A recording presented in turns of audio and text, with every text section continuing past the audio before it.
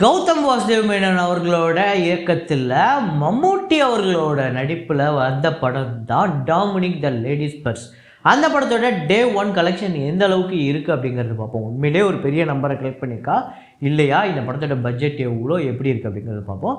So அது இல்லாமல் மதகஜராஜா 12 நாள் எவ்வளோ வசூல், இதுவரையும் இந்த படம் எவ்வளோ லாபத்தை வாரி குவிச்சிருக்கு, எவ்வளோ ஷேர் வந்திருக்கு அப்படிங்கிறத கூட பார்ப்போம். அப்புறம் காதலிக்க நேரமில்லை, வணங்கான், அப்புறம் ஹிந்தியில் சில படங்கள், முக்கியமாக சங்கராந்திக்கு வஸ்துனம் பெரிய லாபத்தை வாரி குவிச்சிருக்கு. ஒரு பக்கம் டாக்கு மகாராஜ் அது கிட்டத்தட்ட அந்த 100% நெருங்க போகுது. ஸோ எல்லா படத்தோட ஷேர் டீட்டெயில்ஸுமே இந்த வீடியோவில் நம்ம ரொம்ப தெளிவாக பார்த்துருவோம். ஸோ வாங்க வீடியோக்குள்ளே போகலாம். அதுக்கு முன்னாடி நம்ம சேனலை தொடர்ந்து பார்த்துக்கிட்டு இருக்கவங்க நிறைய பேர் சப்ஸ்கிரைப் பண்ணாமல் பார்த்துட்ருக்கீங்க, நிறைய பேர் லைக் பண்ணாமல் வீடியோவை பார்த்துட்ருக்கீங்க. அவங்க எல்லோரும் சப்ஸ்கிரைப் பண்ணிக்கோங்க. ஸோ லைக் பண்ணாமல் பார்க்குறவங்க லைக் பண்ணிக்கோங்க. ஸோ வாங்க வீடியோக்குள்ளே போகலாம்.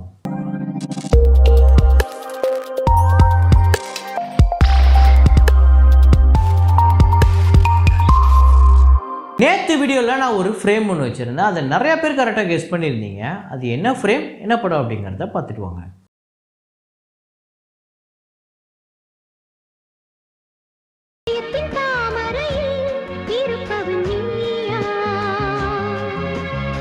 ஆமாங்க, இதே தாமரை தான். கார்த்திக் ரேவதி ஜோடி செம்மையாக இருக்கும். முக்கியமாக ஒரு காதல் தேவதை அப்படிங்கிற பாட்டில் சங்கர் கணேஷ் அவர்களோட இசையிலையும் பிசி ஸ்ரீராம் அவர்களோட சினிமாட்டோகிராஃபிலையும் இந்த பாட்டு அவ்வளோ அழகாக இருக்கும் கேட்குறதுக்கும் பார்க்குறதுக்கும். ஸோ இந்த பாட்டில் வரக்கூடிய ஒரு ஃப்ரேம் தான்.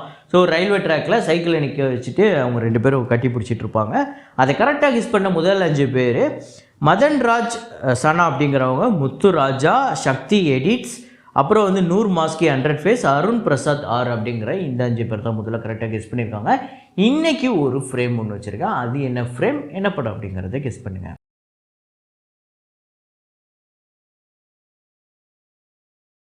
எமர்ஜென்சி அப்படிங்கிற திரைப்படத்தோட டே 7 கலெக்ஷன் இந்தியாவில் 96 லட்சம், வேர்ல்டு வைடு 1,03,00,000.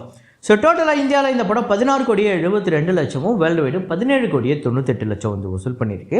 ஆக்சுவலாக 45 கோடி பட்ஜெட், 20 கோடி தியேட்டர்கள் ரைட்ஸ் போயிருக்கு. இது வரையும் 10 கோடி கிட்ட தான் ஷேர் வந்திருக்கு. ஸோ ஒரு 50% இந்த படம் ரெக்கவர் ஆகிருக்கு, அவ்வளோதான்.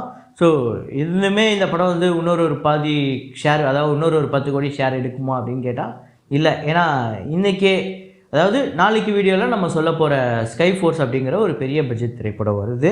இன்றைக்கி அது ரிலீஸ் ஆகிருக்கு. ஆசாத் அப்படிங்கிற திரைப்படத்தோட டே 7 இந்தியாவில் 51 லட்சம், வேர்ல்டு வைடு 55 லட்சம். ஸோ டோட்டலாக 7 கோடியே 54 லட்சம் இந்தியாவிலையும், வேர்ல்டு வைடு 8 கோடியே 9 லட்சம். ஸோ ஸ்கை ஃபோர்ஸ் அப்படிங்கிற படம் அக்ஷய்குமார் அவர்களோட படம் இன்றைக்கி ரிலீஸ் ஆகிருக்கு. இந்த படத்தோட நேற்று ஃபைனல் ப்ரீ சேல் ஆந்திரா தெலுங்கானாவில் 25 லட்சம், தமிழ்நாட்டில் 8 லட்சம், கேரளாவில் 3 லட்சம், கர்நாடகாவில் 39 லட்சம், ரெஸ்ட் ஆஃப் இந்தியாவில் 5 கோடியே 3 லட்சம். ஸோ டோட்டலாக இந்தியா முழுக்க இந்த படம் 5 கோடியே 78 லட்சம் அட்வான்ஸ் புக்கிங் கலெக்ட் பண்ணியிருக்கு. ஸோ என்னை கேட்டால் இது ஓகேவா அப்படின்னு கேட்டால் ஓகே. ஆனால் நல்ல பெட்டரான ஒரு சூப்பரான ரிப்போர்ட் அப்படின்னு சொல்ல முடியாது, அட்வான்ஸ் கலெக்ஷன் சொல்ல முடியாது.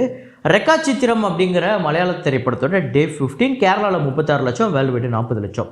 ஸோ டோட்டலாக கேரளாவில் 25 கோடியே 9 லட்சமும், வேர்ல்டு வைடு 44 கோடியே 48 லட்சம். பட்ஜெட் 13 கோடி, தியேட்டர்கள் ரைட்ஸ் 9 கோடிக்கு போயிருக்கு. 25 கோடிக்கு மேலே ஷேரு, ஒரு பெரிய ப்ராஃபிட்டை கொடுத்துருக்கு. கிட்டத்தட்ட ஒரு 15 கோடிக்கு மேலே இந்த படத்துக்கு பெரிய ப்ராஃபிட். 279% இந்த படம் ரெக்கவர் ஆகிருக்கு. பிரவீன் கூடு ஷப்பு அப்படிங்கிற படம் டே 8 கேரளாவில் 47 லட்சம், வேர்ல்டு வைடு 51 லட்சம்.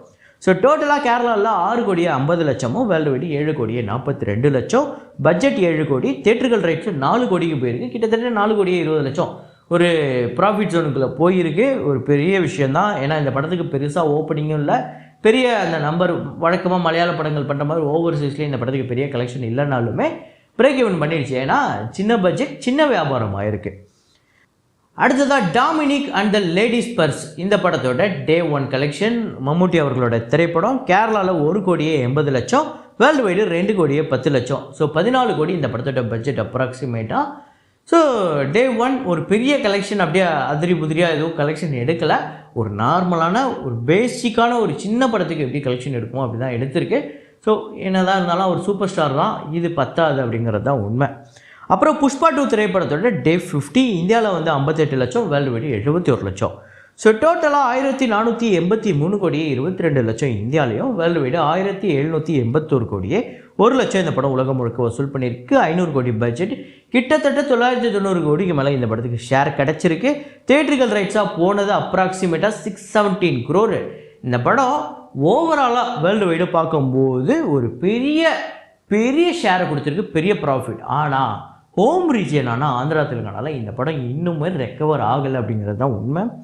அப்புறம் டாக்கு மகாராஜா அந்த படத்தோட Day 12 ஆந்திரா தெலுங்கானால 1 கோடியே 43 லட்சம், வேர்ல்டு வைடு 1 கோடியே 71 லட்சம். ஸோ டோட்டலாக 94 கோடியே 96 லட்சம் ஆந்திரா தெலுங்கானாலையும், வேர்ல்டு வைடு 128 கோடியே 86 லட்சம். பட்ஜெட் 110 கோடி, தியேட்ரிக்கல் ரைட்ஸ் வந்து 83 கோடிக்கு போயிருந்தது. 76 கோடிக்கு மேலே இந்த படத்துக்கு ஷேர் கிடச்சிருக்கு. ஸோ கிட்டத்தட்ட அந்த ஹிட் அப்படிங்கிற வெரைட்டிக்கு பக்கத்தில் நெருங்கிடுச்சு. 92% இந்த படம் வந்து ரெக்கவர் ஆகிருக்கு. அடுத்ததாக கேம் சேஞ்சர் திரைப்படத்தோட Day 14 ஆந்திரா தெலுங்கானாவில் 48 லட்சம், வேர்ல்டு வைடு 74 லட்சம். ஸோ டோட்டலாக 92 கோடியே 86 லட்சம் ஆந்திரா தெலுங்கானாலையும், வேர்ல்டு வைடு 201 கோடியே 87 லட்சம். 450 கோடி பட்ஜெட், 225 கோடி தியேட்ரிக்கல் ரைட்ஸு. இதுவரையும் வந்திருக்கதே 114 கோடி கிட்ட தான் இந்த படத்துக்கு ஷேர் வந்திருக்கு. இன்னும் இந்த படம் 200 கோடி கிட்ட உலகம் முழுக்க வசூல் பண்ண வேண்டியது இருக்குது. 50% ரெக்கவர் ஆகிருக்கு. ஒரு மிகப்பெரிய ஃப்ளாப் அப்படிங்கிறது தான் இந்த படத்தோட பெனிஃபிட். ஸோ அப்புறம் சங்கராந்திக்கு வஸ்துனம் இந்த படத்தோட Day 10 ஆந்திரா தெலுங்கானாவில் 4 கோடியே 10 லட்சம், தமிழ்நாட்டில் 4 லட்சம், கர்நாடகாவில் 30 லட்சம், ரெஸ்ட் ஆஃப் இந்தியாவில் 15 லட்சம், ஓவர்சீஸில் 38 லட்சம், வேர்ல்டு வைடு 4 கோடியே 97 லட்சம் வந்து வசூல் பண்ணியிருக்கு Day 10. ஸோ டோட்டலாக இந்த படம் 10 நாள் டோட்டல் கலெக்ஷன் ஆந்திரா தெலுங்கானாவில் மட்டுமே 146 கோடியே 41 லட்சம், தமிழ்நாட்டில் 1 கோடியே 87 லட்சம், கர்நாடகாவில் 10 கோடியே 37 லட்சம், ரெஸ்ட் ஆஃப் இந்தியாவில் 2 கோடியே 76 லட்சம், ஓவர்சீஸில் 27 கோடியே 61 லட்சம், வேர்ல்டு வைடு 189 கோடியே 2 லட்சம். ஸோ பட்ஜெட் பார்த்திங்க அப்படின்னா 80 கோடி, தியேட்ரிக்கல் ரைட்ஸு 43 கோடியே 50 லட்சம். ஆல்ரெடி இந்த படத்துக்கு 112 கோடிக்கு மேலே ஷேர் வந்திருக்கு. சரியான ப்ராஃபிட்டுங்க, வேறு லெவல் கலெக்ஷனு. அதாவது போட்டதில் டபுள் மடங்கு கிட்ட இந்த படத்துக்கு ஷேர் வந்திருக்கு. ஸோ கிட்டத்தட்ட 70 கோடி கிட்ட இந்த படத்துக்கு ப்ராஃபிட்டே கிடச்சிருக்கு, டிஸ்ட்ரிபியூட்டர் ப்ராஃபிட். பெரிய விஷயம். 259% வந்து இந்த படம் வந்து ரெக்கவர் ஆகிருக்கு. ஸோ இந்த வருஷத்தோட பிக்கெஸ்ட் ஹிட் அப்படின்னே சொல்லலாம். அப்புறம் வணங்கான் திரைப்படத்தோட Day 14 தமிழ்நாட்டில் வந்து 17 லட்சம், வேர்ல்டு வைடு 19 லட்சம். ஸோ டோட்டலாக 9 கோடியே 45 லட்சம் தமிழ்நாட்டிலையும், வேர்ல்டு வைடு 10 கோடியே 72 லட்சம்.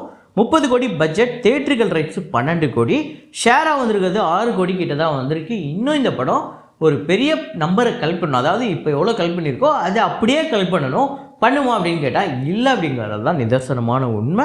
ஸோ ஒரு தோல்வி படமாக அமையுது வணங்கான். காதலிக்க நேரமில்லை Day 10 தமிழ்நாட்டில் 24 லட்சம், வேர்ல்டு வைடு 27 லட்சம். ஸோ டோட்டலாக தமிழ்நாட்டில் 9 கோடியே 29 லட்சமும், வேர்ல்டு வைடு 10 கோடியே 40 லட்சம், 21 கோடி பட்ஜெட்டு, தியேட்ரிக்கல் ரைட்ஸு 10 கோடி கிட்ட போயிருந்தது. இதுவரையும் இந்த படமுமே 6 கோடிக்கும் கம்மியான ஒரு ஷேர் தான் கொடுத்துருக்கு.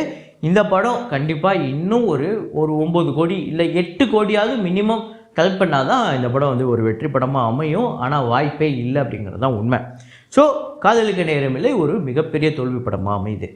அப்புறம் மதகஜ ராஜா. ஸோ 12வது நாள் வசூல் தமிழ்நாட்டில் 1 கோடியே 2 லட்சம், வேர்ல்டு வைடு 1 கோடியே 15 லட்சம். ஸோ டோட்டலாக தமிழ்நாட்டில் 48 கோடியே 70 லட்சமும், வேர்ல்டு வைடு 55 கோடியே 19 லட்சம், பட்ஜெட் 20 கோடி, தியேட்ரிக்கல் ரைட்ஸு கிட்டத்தட்ட 12.5 கோடி. இந்த படத்துக்கு ஷேராக வந்திருக்கிறது 30 கோடிக்கு மேலே ஷேர் கிடச்சிருக்கு. ஒரு மிகப்பெரிய ப்ராஃபிட் கிடச்சிருக்கு. அதாவது போட்டவங்களுக்கு, பணத்தை போட்டவங்களுக்கு, அதாவது அது எப்படின்னா 12 வருஷத்துக்கு முன்னாடி இன்வெஸ்ட் பண்ணவங்களுக்கு இப்போது அது டபுள் மடங்குக்கு மேலே எக்ஸ்ட்ராவாக ஒரு ப்ராஃபிட்டை கொடுத்துருக்கு. பெரிய விஷயம். Biggest blockbuster of 2025, first blockbuster அப்படின்னு சொல்லலாம். ஸோ மதகஜ ராஜா ஃபைனலாக எவ்வளோ கலெக்ட் பண்ணணும்னு நீங்கள் நினைக்கிறீங்க அப்படிங்கிறதையும் கமெண்ட்டில் போடுங்க. இதே மாதிரி ஒரு வீடியோவில் இதே மாதிரி கலெக்ஷன் ரிப்போர்ட்டில் மீண்டும் நான் உங்களை சந்திக்கிறேன். Signing off Rahman.